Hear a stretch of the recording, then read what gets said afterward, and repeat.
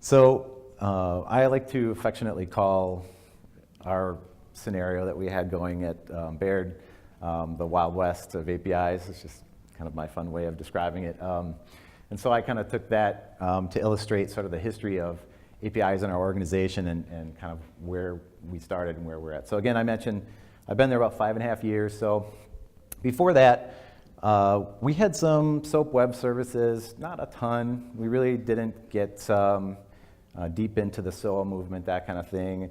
A lot of it, I think, was just more applications going directly at databases, some shared services, that kind of thing, but not a ton, pretty manageable.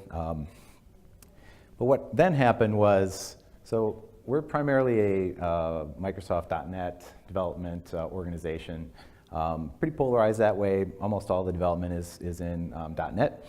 And around 2012, Microsoft released ASP.NET Web API framework, which, if you're familiar with ASP.NET, it's a model view controller framework. They extended that to make it really easy to expose REST web services, do all the serialization, deserialization, all that kind of stuff for you, and all following kind of the same model of ASP.NET. So it was very familiar with people and really easy to start creating REST web services, and that just kind of became like the gold, of the West, right? Where people are like, oh, this is really cool. And so they started building a bunch of REST APIs, and that was great. Everybody was thinking this is neat. And then we kind of got to the middle picture there, which is like the settlement town. It's like a bunch of tents and no plan. There's no Starbucks, and so now you've got this collection of all this stuff, and you realize, okay, we don't know where we're going from here. What do we do, right?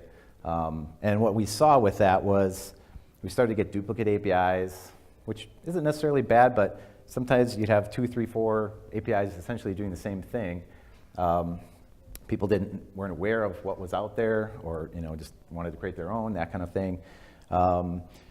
People had APIs that were being consumed, but they didn't know by who. Somebody discovered it, started using it, and they make a change to it, and they break it, and all of a sudden somebody says, hey, you took down this, whatever. And so those are some of the things that, the side effect of not having a whole lot of governance and that kind of thing, right? Trying to let people sort of innovate, but now you get to a point where you need to sort of figure out a strategy.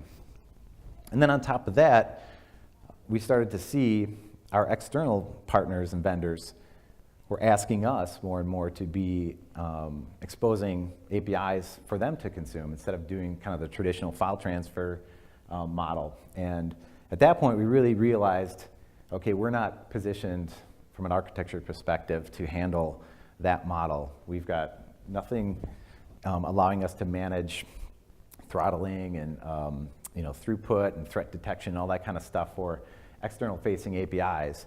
So that really kind of told us that we need to put our heads down and figure out what our strategy is going to be for this.